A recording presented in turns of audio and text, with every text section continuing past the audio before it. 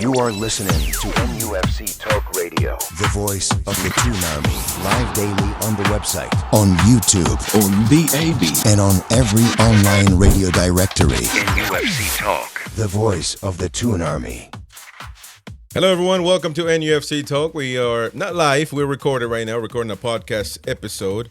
A bit of a hot seat, if you will, with journalist and Telegraph correspondent Luke Edwards. He's one of the prominent correspondents for Newcastle United out there, and I'm delighted to get him on, answer some of my questions, as well as, of course, have to say on the current situation of Newcastle United. Don't forget to subscribe, hit the like button, and become a member if you can, so you can enjoy exclusive content. We are live all the time. You can listen to us on NUFCTalkRadio.com, on the website, on YouTube, on DAB in Newcastle and Gateshead, and on your smart speaker. Anyway, Luke, thank you for joining us. I appreciate you very much indeed for joining us, for wanting to voice your opinion. And a lot of people, well, you know me, people that watch this, and you know that I'm very direct and very opinionated, maybe to a fault at times. And no, nothing wrong with that. Nothing wrong with that at all. And the fact that, you wanted to come on, I appreciate that. And you're not scared of facing music, so that's I love that. I love that. And by the way, there's nothing to be scared of. It's just talking football, isn't it? I mean, it's not really that important. the most important of the least important things in life, football. There we are. So, that's right. Well, what time is it where you are, Chris? First of all, I want to see the dedication to the cause. 4:48 a.m. And, wow. Wow. I feel bad now for making. No, you're fine. You're fine actually, because. Don't feel bad, because I had to wake up at 2 a.m. to cover the presser today, which you were there as well, by the way. And, no, I wasn't. I wasn't there. Today. Oh, you weren't? I'm on a day off today, so I'm speaking to you on a day off. So we're both making sacrifices. There you go. So yeah. And delighted to tell the viewers and the listeners as well that we got permission from the club now to stream the live presser audio on radio and on YouTube. So thank you very much to Newcastle United Football Club for that. And of course, if you want to watch the pressers and listen to Luke Edwards' questions and the rest of the lads, go to Newcastle United's website and on YouTube on demand. You can watch it on there as well. So we're going to put you in a bit of a hot seat here. Are you ready for this? Yeah. All right. Got to get right to it, and I know you're very adamant. It seems like at least on social media about Eddie Howe and his tenure, and maybe defending him, and that's your prerogative, of course. Now, for example, one of the things that caught my attention, and by the way, I want to let the folks know this is recorded, but Luke was more than willing to go live or record it, but because of timing with the station and with the YouTube thing, we just wanted to record, and that was easier this time. So just letting you know, Luke had no restrictions whatsoever. No, he didn't even want to listen to the questions or nothing. Wants to get right to it. So I appreciate that. I appreciate that. First of all, what do you make of this season? What do you think of how things are going this season for Newcastle United? I think it's been a difficult season, an infuriatingly inconsistent season. I think you can probably trace the reasons back to the summer for that to a large extent, but I also don't think it's been as bad as perhaps certain narratives, certainly online, has become. I mean, I was asked a question this week. It was put to me that this season hasn't been good enough. Not good enough was how it's described. Or I'd like to frame what's not good enough. Reaching the semi-finals of the Carabao Cup, not good enough. Reaching the knockout rounds of the Champions League for the first time in the club's history, that's not good enough. Still in the FA Cup, a tough game against Villa on Saturday away. I don't think any of us are overly confident going there that they will still be in the FA Cup on Sunday, but still very much in touch with the European places. And I think my whole point about framing whether something is good enough is I think eighth is Newcastle's par finish for those who like a golf terminology. I say eighth because they've got the eighth highest wage bill in the division. David Hopkinson, the CEO, has admitted publicly and privately that where you finish in the league directly correlates to your wage bill. So eighth is, where I think would be a sort of average par finish, a good finish, par finish eighth. So Newcastle have overachieved for the last 3 or 4 years. They're having a more difficult season this year in the league. And I think people need to just calm down a little bit and accept that progress isn't always linear, that they've got a fantastic manager in charge who has overachieved for three out of the full seasons that he's had. And that you just have to hang in there sometimes when things are patchy, and they are patchy this season. I think there's been some bad performances. I think criticism is fine. I think calling for the manager to go or to argue he's taken the club as far as they can is absolutely ridiculous, and that's kind of the position I have, Chris. Now, don't you think that Newcastle should be performing better than Brentford and Sunderland and Bournemouth and Everton? Then, even Aston Villa haven't spent the amount of money we spent. So, it's been very inconsistent. I mean, people that say that it's a poor season do have something to hold on to, don't you think? It's a poor season compared to what they've done previously, and you named other clubs there. Well, Newcastle are above Sunderland in the league at the moment. Everton are very much in touching distance. Bournemouth are level on points with Bournemouth. Brentford are having a fantastic season. So you can try and compare and say Newcastle should be better than those teams. And you can have an argument to say that, but we are in February. We're not at the end of the season. Right. I mean, Newcastle might finish 6th. They might finish 7th. They might qualify for Europe again. And then we'll look back on this and say, oh, right, okay, well, actually, after a difficult spell, a testing season, and we can explore the reasons why this season is testing. I'm sure we will, but you just got to be careful. Yeah, it's not a great season. Being a football supporter, look, I'm a New York Jets fan, just to put it out there for American sports fans.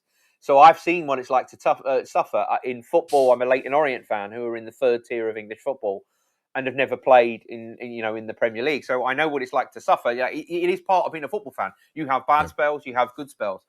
When you're in a bad spell, if you've got a very, very good manager, an excellent manager who has overachieved, you don't turn on the manager at the first sign of trouble. And before Christmas last season, they were on a difficult spell. I think they dropped down to 12th. They lost at Brentford, I believe. There were some of these questions surfacing then. We all know what happened last season. We all know what happened when they won the Carabao Cup. I was there at Wembley, first domestic trophy in 70 years. None of these things are normal. Playing in the Champions League is not normal for Newcastle United. I think this is only the 5th or 6th time they've done it in the club's history. So people just need to retain a little bit of perspective. And I think what we're seeing is people are losing that perspective. And yes, you're right.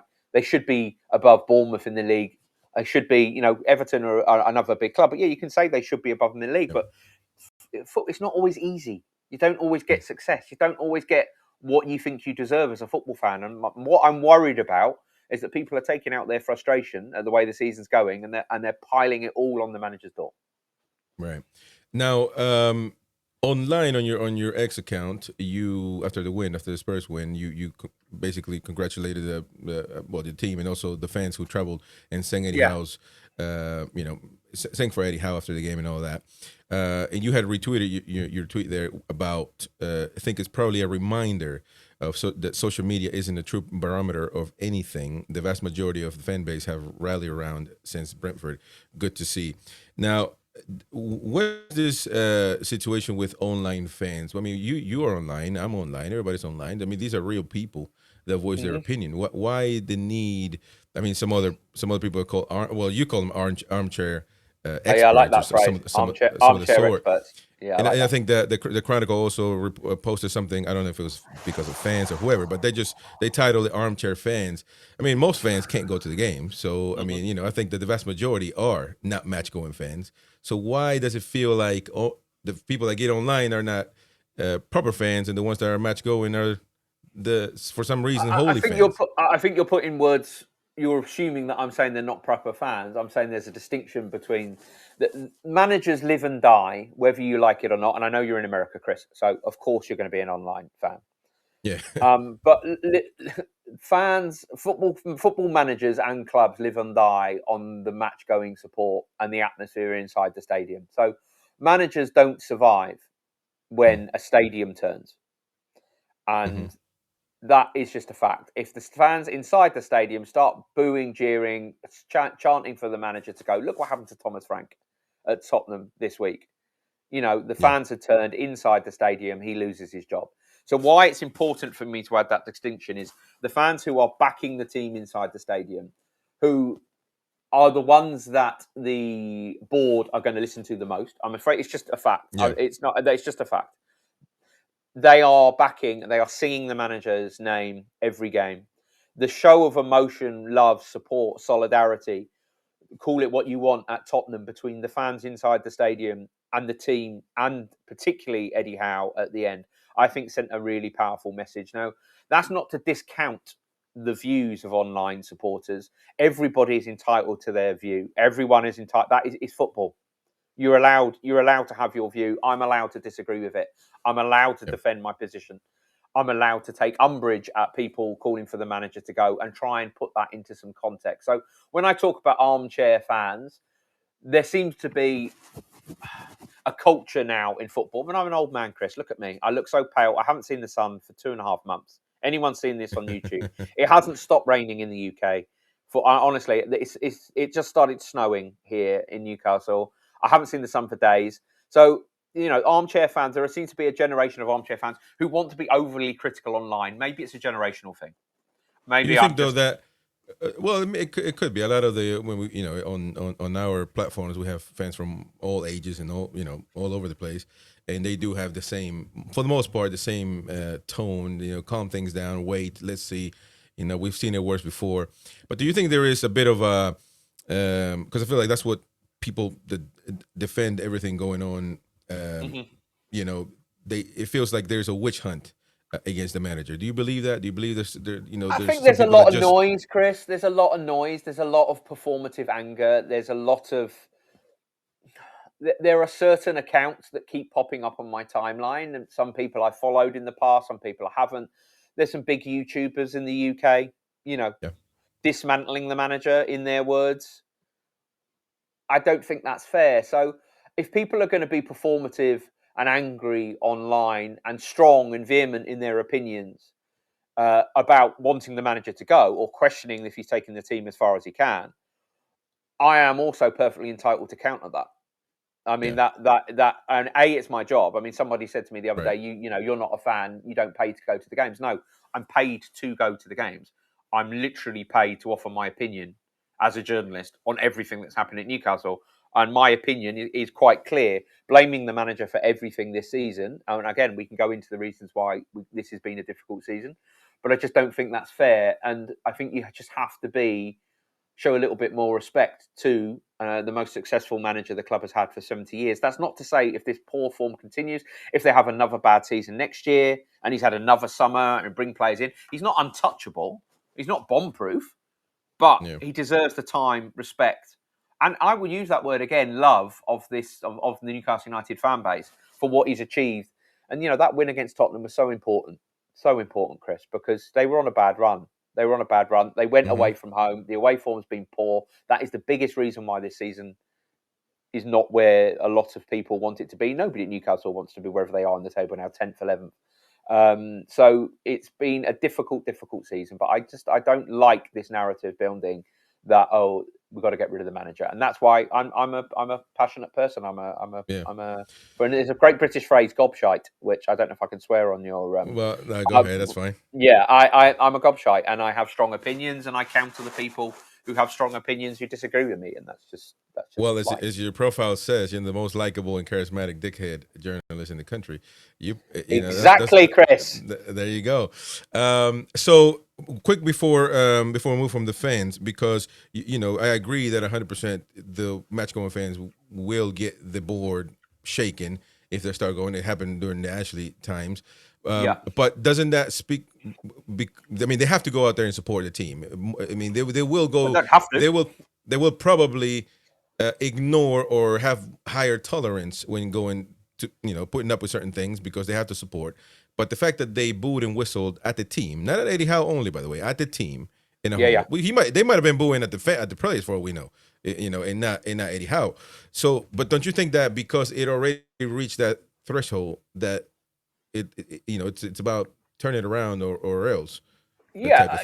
It was moving towards that territory. I think it was the first time the team had been booed off in Eddie Howe's 4 and a bit years now. It's the first time he had experienced that, and I think you saw from his reactions. Look, you're watching the post-match, pre-match press conferences, Chris.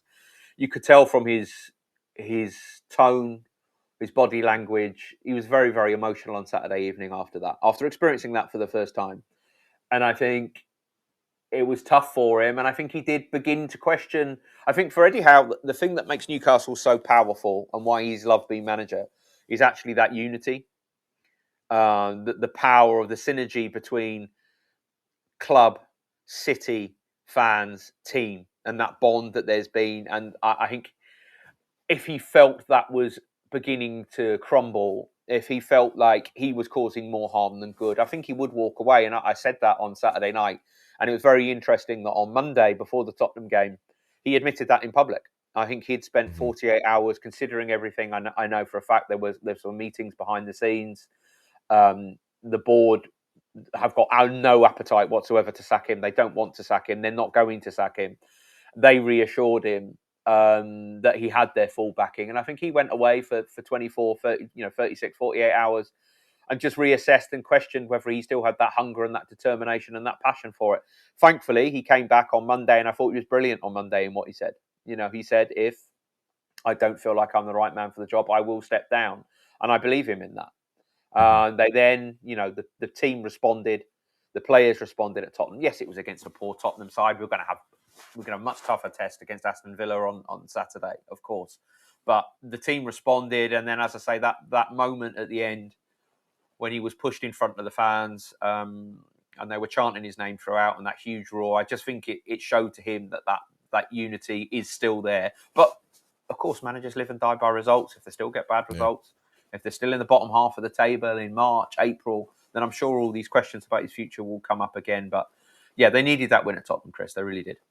Now, you agree, though, that although I appreciate somebody understanding when they're not fit to do the job no more, you do appreciate that. You do agree that the club, it needs to either decide to back them or this is the time to go. But it's the club that decides that. We shouldn't wait for the manager to. Well, the club are backing him. Yeah, the club are backing him. The club have got no appetite whatsoever to sack him.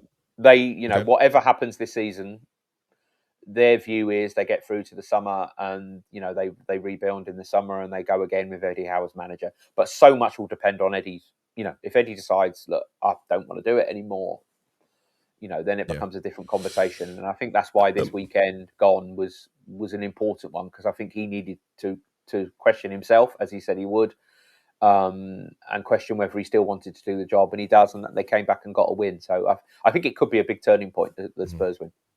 Now, as you mentioned, do you think he's feeling the pressure? Because you mentioned the post-match conferences and before this one today. It felt. I mean, as a human being, I felt a bit bad at times because I was like, man, this guy's giving us so much as a manager, and of course the pressure is there. I mean, he and the players put themselves in this situation where it's been inconsistent. But do you think he has been feeling the pressure now? With these results. Yeah, I think with Eddie, he's so desperate to do well and has such high standards of himself that long before you're getting booed off against Brentford, I think he knew it wasn't good enough. That the forward line, Wissa and Voltemada, for different reasons, just haven't replicated what Alexander Isak brought for the team. That makes it very hard in football when that centre forward position, you're just not getting enough out of the two players that are there. I don't think Yoane Wissa is fully fit, match sharp. And Voltemada is just, he's playing in a new league. He's a completely different style profile of striker. And I think that becomes really difficult. The forward line hasn't really fired all season. The defence has let in so many bad goals. No matter who the goalkeeper has been playing, I think they've been marginally better with Nick Pope in goal than Aaron Ramsdale. But the manager will know that. So he's under pressure because he's putting himself under pressure. He's not under pressure because there's outside noise. He's not under pressure from the board. He knows that. But he's under pressure for himself. And I think he knew. That's why the Brentford post-match interview was so important. He knew it hasn't been good enough. So he's putting himself under pressure. He's putting himself under pressure to improve things. And I think I know it should be like that for every manager, Chris, but it's not. It's not like that for every other manager. So I think, again, that is just more evidence why Newcastle are so fortunate to have Eddie Howe as their manager, because he cares deeply, but he doesn't sugarcoat things. He's not sitting there saying it's been great. He's not saying, oh, we're being unlucky. He's not looking for excuses. He's putting it on himself. So he's putting himself under pressure. And I think that's the way it should be. Now, you mentioned the summer transfer window, and a lot of people blame this season on that, the Isak situation and how we handled it, and also the transfer window, getting strikers late. I mean, it's widely reported that Wissa probably would, if he didn't sign a paper, he wouldn't have been signing, which would have been the biggest joke of the summer transfer window. Now, there is a rumor out there that after the Carabao Cup, Eddie Howe went upstairs and said it's me or him when it comes to Paul Mitchell, and they didn't agree with each other. That's just a rumor, of course. But let me ask you, because you have insights, and of course you have sources. Is that the truth? Did Eddie Howe want the power to take care of business with Newcastle United? Did he give an ultimatum to the leadership? No, that's incorrect. It's incorrect. I think it was a difficult relationship. I think we all know that now, but they were muddling along, is how I don't know if that's an expression you have in the States, but they were muddling along together. It was a professional relationship. I'm not saying it was easy. I don't think anyone would sit there and say it was, but they were getting along. And I think Howe had no idea Mitchell was going to go when he went. No idea. Didn't know. So I was talking about this the other day to someone. You have to remember the summer. But yeah, just to dismiss that rumour, I don't know where you've got that from, but there was no ultimatum that it's me or him after the Carabao Cup final success. I think, if you remember, if you go back to end of last season against Everton, when they lost but qualified for the Champions League, Eddie gave a press conference in which he said, we need to move quickly, we need to move decisively. If we don't move quickly and decisively, targets that we think are there will not be there. Right. That was in May. I think it was 3 or 4 days later, Paul Mitchell announced he was leaving and worked a 1 month notice. Now, for whatever reason, Newcastle did not move swiftly or decisively at the start of that summer window. Everything that the manager called for did not happen. Now, I can bring you back to 2 transfers that I think would have happened if Newcastle had moved swiftly and decisively. João Pedro was there. He was there. Chelsea were not there. If they had put a bid in that Brighton had accepted, now we're talking, I can't remember what Chelsea paid. Was it 55 million, I think Chelsea paid for him? Something along those lines. It was north of 50, wasn't it? Newcastle didn't make a bid until the very end of June. Now, if they'd have put a bid in at the start of June, I think they would have got João Pedro. He scored 15 goals, I think, for Chelsea this season. Pretty decent striker, Premier League experience. But why didn't they put that bid in? Because there was a disagreement that you would be paying too much at the start of the window. That was the counter argument put forward. But Chelsea, he wanted to stay in London. Chelsea won the Club World Cup. They made loads of money from the Club World Cup. They used that money to sign João Pedro. But if Newcastle had moved early in June before they had that money, I think they would have gotten. And the other one is James Trafford. If they'd have moved for James Trafford right when Eddie wanted them to move to James Trafford at the start of the summer, they would have got him because Manchester City weren't there. But again, they took too long. They dilly-dallied, and his words were prophetic in the end, weren't they? Because the targets you think are there will no longer be there. And I think that's what happened with Pedro and Trafford. One thing with João Pedro played for the World Cup final. So he would have been. He signed in that tournament, didn't he? Yeah, he signed in that tournament. Yeah, but they knew they were going to get all that money. They were making, even getting out of the group stage was giving them loads of money. In that theory, I'm saying what you're saying. I'm talking about the theory of waiting until later in the window. Proved to. I mean, they bought Elanga for 55. So. Yeah, that's the transfer that damns them, Chris. That's the one. That's the one that you pay £55 million for a player who's supposed to hit the ground. He's the plug-in player. He comes straight into the team. He's ready to contribute to the first team straight away. That one didn't work out, but they signed Ramsey late. I think Elanga's getting better, by the way, though, Chris. I think he is slowly but surely. He is beginning to get better, but that didn't go well, and that's a lot of money. They paid that premium to get a player who was going to instantly improve the first team. He was the one who was going to instantly improve the first team, and it didn't work out. But look, Ramsey arrived very late, and I think it comes back to the strikers, though, Chris, doesn't it? You got Wissa, doesn't train, doesn't Isak, goes on strike effectively at Brentford, which is unpalatable.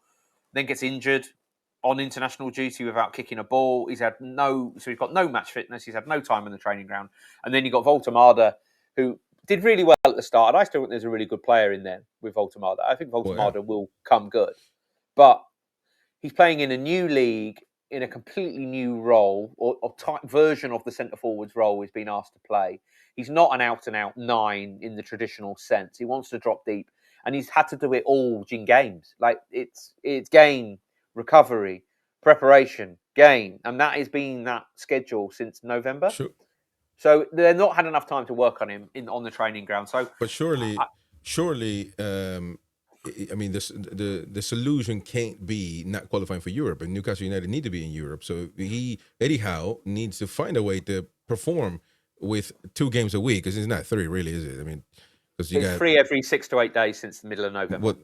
Then the following week would be just 1 game a week. If you have a look at the schedule, they're playing at the weekend and they're playing midweek, and they've done it and it depends whether it's a Saturday game or a Sunday game. So it's 3 games every 6 to 8 days.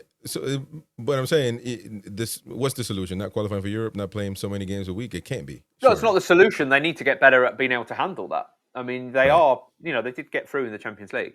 I mean, people seem to just think that people seem to be greeting that as like, oh yeah, well, great, we qualified for the. No, that's a big deal. I agree with that. That's progress on 2 years ago. That's progress on 2 years ago. They got a great chance of getting into the round of 16. Who knows where that will lead? The money that brings in is huge. Yeah, I think, are they going to get back in the Champions League this season? I think it's a big ask for them now. But you say, do they need to be in Europe? Well, they need to get used to playing in Europe. Yeah, absolutely, for sure. There is an argument to make that they would probably be better getting that adaptation in the Europa League rather than the Champions League. And fair question. It's a difficult balancing act, and I don't think they've entirely got used to that in demands of Europe. It's another question I asked you, Chris, and I said this on another podcast this week. Should they have sacrificed the Carabao Cup? Should they have done what Liverpool did and gone out early? Because people got, the criticism that followed getting to a semi-final, was it worth it? Was it worth putting the players through that extra game, midweek, not having any time off, playing in Europe, playing the Champions League? Then when they weren't playing the Champions League, they're in the latter rounds of the Carabao Cup, 2-legged playoff in January. Should they have gone out of that in September? I don't think any team, especially Newcastle United, should be sacrificing anything. We should go for everything. No. So there we go. 4 fronts. 4 fronts. People want to argue, and we've been talking with many people here now, and they say we should put the kids against Aston Villa. I think that's blasphemy. I mean, you need to go out there and try to get everything you can. Yeah, okay, now, and I agree. But that creates demands on your squad, and Newcastle haven't got a squad like Arsenal, Chelsea, Manchester United, Liverpool. They haven't. But it's not as deep. It's not as good because they haven't got the wages. I think this is the problem, though, because the epiphany is it's not that some fans want them to win the league like Arsenal or Man City or fight for the league like Liverpool should this season. Yeah. They're not doing it. But it's about being that champion, like 4th, 5th, 6th, 7th spot where Newcastle haven't been there this whole season. But let me ask you this, actually, because we're running short on time. Is Eddie Howe flexible? Is he willing to change the tactics, or is he stuck with the 4-3-3 and the players that he trusts dearly? Because Voltemada, for example, surely, he's not like Isak, but we got to get over Isak. Isak is not here no more. He's not going to be here. So the pressing and all that stuff with Isak, we need to move over. We need to, I believe, cater and build our team around Voltemada. He's £69 million, the highest amount we've ever paid. I mean, unless we're just going to write it off and say, you know what, we wasted money and move on. We surely can't do that, can we? I think he is flexible, to answer your question. I mean, if you saw, he played with 2-8 with Willock and Ramsey against Spurs. He is adaptable. He's played at 5 at the back sometimes this season. People keep talking about 5 at the back like it's a defensive formation. It's 5 at the back out of the ball, but when you've got the ball, it can be 3 at the back, 5 in midfield, or 3-4-3, or there's lots of variations of it. So he is flexible. I just think I think they need to prove that they can cope with the demands. And when you're saying, I'm not expecting them to win the league, but you're saying, that they should be 4th, 5th. Well, that you can make that argument. But what I'm saying is, if you're attacking on 4 fronts and you've got Newcastle's squad, it's very difficult. Aston Villa went out of the Carabao Cup nice and early. Playing in the Europa League. Europa League is a lot easier than the Champions League. You can rest players. Go away. Still qualify. It's easier. not the Champions League. So Villa are reaping the benefits of that and are having an excellent season, brilliant manager, great team. And I think Newcastle should look at Aston Villa with some affection, actually, because Newcastle and Aston Villa are the two clubs trying to break up this Big Six monopoly that we have in English football and have had for many, many years. So I've gone off on a slight tangent, but he does need to be more flexible. He needs to work out a style of football that means you can play those free, because that's what the successful teams do, that can win games playing a slightly different way, conserving energy perhaps. You can't play that same high octane, high press, high intensity game. You can't play that style when you're playing on forefront and you're playing in the Champions League and you're playing every 6 to 8 days free time. So he does need to adapt. And I think this season is a learning curve, but you're allowed as a manager and as a team to actually learn from your mistakes, learn from your setbacks and improve. And I would back him to get that right because he's proven over the last 3 or 4 years that he does adapt and he does get better and he does problem solve. So we have to hope he can do that. I got 2 questions for you. Yeah, Chris, go on, far away. What do you make of the new CEO saying that we are going to be an elite club by 2030? I think it's fine to have that ambition. I think that tallies. If you remember March last year, I wrote a story for the Telegraph saying about Project 2030. So all David Hopkinson has done is sort of aligned with what the ambition was already from the Saudi Arabian owners. What I will say is he's actually said in a position, in a conversation, to be the best club in the world. I think it's fine to have that ambition, and I think it focuses minds, and I think it gives you a goal. But everybody has a 5-year plan, Chris. Yeah. Come on. Everyone has a 5-year plan. 5-year plans. Mike Ashley had a 5-year plan to win the Champions League. Oh, did he? He did. Look like it. Yeah. How did that work out?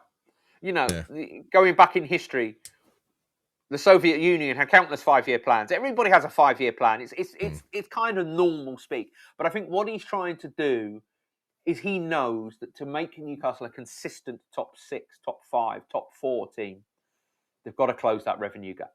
They've got to get that wage bill up. They've got to be able to compete with the bigger clubs, the richer clubs on wages and transfer fees. And until they do that, they are always going to have to punch above their weight. So David Hopkinson has arrived to turbocharge commercial growth. He is a very ambitious man. He's a good talker. It's blue sky thinking, shoot for the stars. Why not? Do I think they're going to win the Premier League by 2030? No. You never know. But you never know. It's fine to have that ambition. According to you, with Eddie Howe, everything is possible, right? Anything's possible, but look, I'm a New York Jets fan. I've been waiting for them to get in the playoffs for however many years, and they never do. So, look, I don't think they're going to win the league by 2030. I'll just brace all your listeners and followers for that. I don't think that's going to happen. But why not dream? Why not aim for it? Why not go for it? There you go. And the greatest attribute of Hopkinson that you haven't mentioned is that he's North American, so he's going to get the deal done. He's Canadian. Don't worry about it. He's sort he's of North British. American still. I mean, he's Canadian. I mean, he's got the same king in Canada that we have in the UK. So, But I take your point. Let's not get into politics, though. We don't want to talk about Canada being the 50 what? The 50, the 51st. You guys are going to be the 52nd. Yeah, well, my granddad is Canadian, so that's not happening. One more question, and don't take anything by it, but I have to ask you this because social media. There can be a lot of keyboard warriors. That's true, by the way, on both sides of the aisle. I love them all. I love them all, Chris. But to be honest, and to be fair, I don't have any reservations asking you direct questions, but I also don't like people just bashing people for no reason. And I think you're getting a lot of heat and a lot of disrespect for no reason. You could just talk, and maybe you can't sit down with everybody, but at least just have a sensible conversation. You don't have to insult people. Not you, I'm saying obviously them to you. I feel like it's irrelevant and it's not warranted. Now, there is a rumor out there, people talk, and not really with any base to it, but that the journalists covering Newcastle United are the teacher's pet. That you don't want to ask the tough questions. That why don't they ask this? Why don't they ask that? Rubbish questions. You get all these comments. It's easier said than done because you're a journalist. You're there, so a lot of people it's easier to just criticize. But what do you make of that? What do you make of those comments? And I'm sure you've read them before. I'm sure people would like us to ask the questions that they want asked, but that's not how it works. And I think if you are trying to think of the press conference. there's been some pretty bumpy press conferences recently where some very tough questions have been asked. I mean, I asked him a week ago, "Have you ever considered stepping down?" Yeah, it was used. Come on. Like, very direct. What do you want me to do? Yeah, I'm direct when I have to be direct. I'm also understanding when I have to be understanding. I have a laugh and a joke sometimes with the manager. We all do. We're seeing him like so much at the moment. So much. It's 6 times a week. Like if they're playing 3 games, we see him twice each game. That's a lot. I'm doing my maths. That's 6 times sometimes in a week, or 6 days, 7, 8 days. So, you can't just keep asking tough questions like, what do you want me to ask him? Why this? Like we have asked him all of the relevant questions over the course of a season, but maybe we're just not hammering them every point. There's no teacher's pets. We're all journalists. We're there to do a job, but we're also there to keep it cordial. Like you have to have you have to have a little bit of professional respect. I don't see many journalists in American sports shouting and hollering at the head coach or the owners. I don't see that. So I don't see what really people want. Okay. We have asked some tough questions. I'm sure people sometimes, because it fits their own narratives or their own beliefs, want us to ask different questions, but it's not going to happen. But no, there's no teacher's pets. There's no teacher's pets. Right. Last question. Did you have fun? Today, yeah, I did, Chris. I'm sorry it's taken me so long to sort it out. I'm just like, that's great. I need a shave, and I just look, honestly, I haven't seen the sun. I look so pale. I look like I'm a vampire. I look like a vampire. You got a face for radio. Is that what you're saying? You got a face for radio? No, I just look like a vampire. my skin is translucent. But this is what happens. This is what happens in the UK in the winter. We don't see the sun. There you go. Don't forget to subscribe. Smash the like button. Become a member if you can. If you want to see more guests like this, become a member. And help us out, of course. Luke Edwards from The Telegraph, and BBC podcaster as well. And what else you got going on, man? Tell us. Where can we find you? You can find me on X, Luke Edwards Telly on X. That's about all I use for work. But yeah, I'm on the Telegraph website. BBC Football Daily on a Sunday evening, but that's on BBC Sounds. There you go. Thank you very much, all of you. Luke Edwards, ladies and gents. Thank you, Chris. Nice to speak to you.